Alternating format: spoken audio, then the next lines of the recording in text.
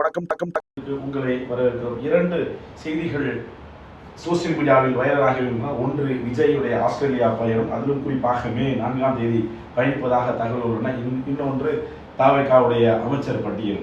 என்ன நடக்கிறது அந்த தேர்தல் களத்தில் என்று சொன்னால், வாக்கு சதவீதம் அதிகரித்து விட்டது, அதனால் தவிக வெற்றி பெறும் என்றும், திமுக வெற்றி பெறாது, அதிமுக வெற்றி பெறும், இப்படி பல்வேறு குழப்பங்களை பல டிவி விவாதங்கள் நடத்தி கொண்டிருக்கின்றன. ஆனால் ஒரே ஒரு தொகுதியை எடுத்து பார்த்தால் வாக்கு சதவீதம் உயர்ந்தாலும் வாக்கு எண்ணிக்கை உயரவில்லை என்பதுதான் இந்த தேர்தல் களத்தில் ஒரு நியாயமான கருத்தாக பார்க்கப்படுகிறது. உதாரணமாக, மயிலாப்பூரிலே கடந்த தேர்தலிலே 1,53,643 வாக்குகள் பதிவாகின. 58% கணக்கிடப்பட்டது. ஆனால் தற்போது அதைவிட குறைவு 1,49,388 வாக்குகள் பெற்றன. ஆனால் 74% பதிவு செய்யப்பட்டது. இதிலிருந்தே நீங்கள் புரிந்து கொள்ளலாம் வாக்கு சதவீதம் உயர்ந்தாலும் இந்த வாக்கு எண்ணிக்கை உயரவில்லை என்ற அந்த தகவலை நாம் தெளிவாக புரிந்து கொள்ளலாம். இந்த குழப்பங்களுக்கு நீங்கள் 2006 தேர்தல் கணக்கை எடுத்துக்கொண்டால், 2006 நடைபெற்ற தேர்தலில் திமுகவுடைய வாக்கு சதவீதம் வெறும் 26.4% மட்டும் இருந்தது.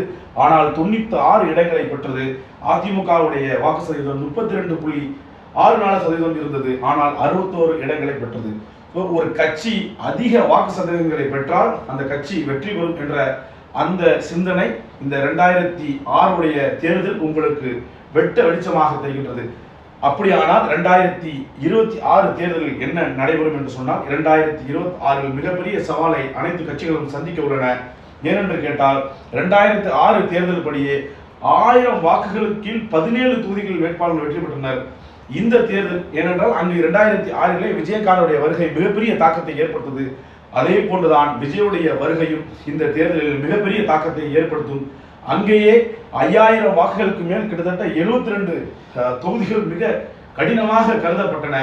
ஆனால் தற்போது விஜயுடைய வருகையால் கிட்டத்தட்ட 150 தொகுதிக்கு மேல் குறைந்த வாக்கு சதவீதத்தில் வெற்றி பெறுவார்கள் என்பதை 7P நியூஸ் மீடியா பல்வேறு தரவுகளை இணைத்து இங்கே சொல்கின்றது. ஆக மொத்தம் விஜயுடைய வருகை மிகப்பெரிய தாக்கத்தை ஏற்படுத்தியுள்ளது. இங்கு ஆப்பு வைக்கப்பட்டது லட்டில் அல்ல, நட்டில் என்பதை புரிந்து கொள்ள வேண்டும். நன்றி, வணக்கம்.